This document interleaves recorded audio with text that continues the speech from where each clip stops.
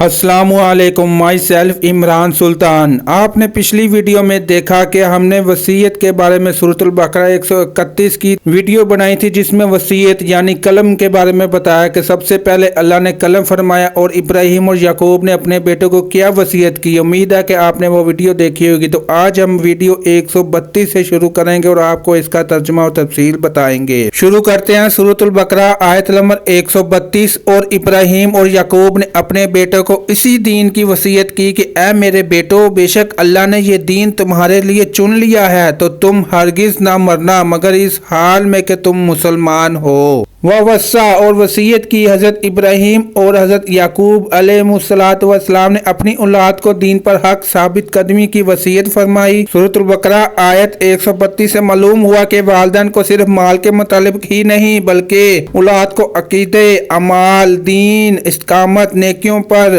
مداومت اور گناہوں سے دور رہنے کی وصیت بھی کرنی چاہیے۔ اولاد کو دین سکھانا اور ان کی صحیح تربیت کرتے رہنا چاہیے، جیسا کہ آخری نبی صلی اللہ علیہ وسلم نے ارشاد فرمایا، اپنی اولاد کے ساتھ نیک سلوک کرو اور انہیں اچھے ادب سکھانے کی کوشش کرو۔ حضرت عبداللہ بن عمر رضی اللہ تعالی عنہما نے ایک شخص سے فرمایا، اپنے بچے کی اچھی تربیت کرو کیونکہ تم سے تمہاری اولاد کے بارے میں پوچھا جائے گا کہ تم نے اس کی کیسی تربیت کی اور تم نے اسے کیا سکھایا۔ حضرت ایوب بن موسیٰ رضی اللہ تعالی عنہ اپنے والد سے اور وہ اپنے دادا اسے روایت کرتے ہیں کہ رسول اللہ صلی اللہ علیہ وسلم نے ارشاد فرمایا، کسی باپ نے اپنے بچے کو ایسا عطیہ نہیں دیا جو اچھے ادب سے بہتر ہو۔ مفتی احمد یار خان نعیمی رحمت اللہ تعالی علیہ فرماتے ہیں، اچھے ادب سے مراد بچے کو دیندار، متقی، پرہیزگار بنانا ہے۔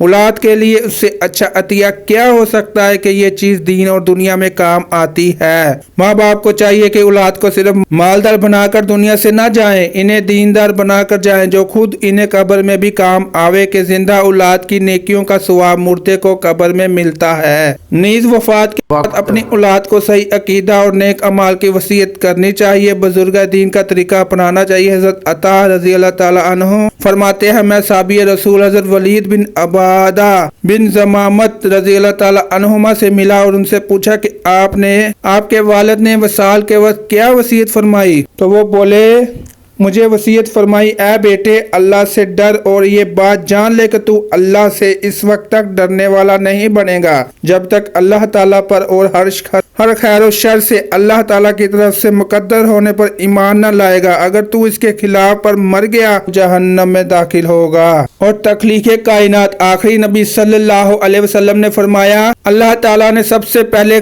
قلم کو پیدا کیا اور پھر فرمایا لکھ۔ قلم نے عرض کی، کیا لکھوں؟ ارشاد فرمایا، تقدیر کو لکھ جو ہو چکا اور جو اب تک ہوگا۔ حضرت عبداللہ بن مسعود رضی اللہ تعالی عنہ فرمایا، میں وصیت کرتا ہوں کہ تم اللہ تعالیٰ سے ڈرتے رہو، زیادہ وقت اپنے گھر میں رہو اور اپنی زبان کی حفاظت کرو اور اپنی خطاؤں پر رویا کرو۔ اسی طرح حضرت حاکمہ اتاردی رحمت اللہ تعالی علیہ نے اپنی وفات کے وقت اپنے بیٹوں کو وصیت کرتے ہوئے فرمایا، اے بیٹے، جب تمہیں لوگوں کی مجلس اختیار کرنی پڑے تو ایسے آدمی کی صحبت اختیار کر کے جب تو اس کی خدمت کرے تو وہ تیری حفاظت کرے، اگر تو اس کی مجلس اختیار کرے تو وہ تجھے زینت دے، اگر تجھے کوئی مشقت پیش آئے تو وہ برداشت کرے۔ اس آدمی کی صحبت اختیار کر، جب تو بھلائی کے ساتھ اپنا ہاتھ پھیلائے تو وہ بھی اسے پھیلائے، اگر وہ تم میں کوئی اچھائی دیکھے تو اسے شمار کرے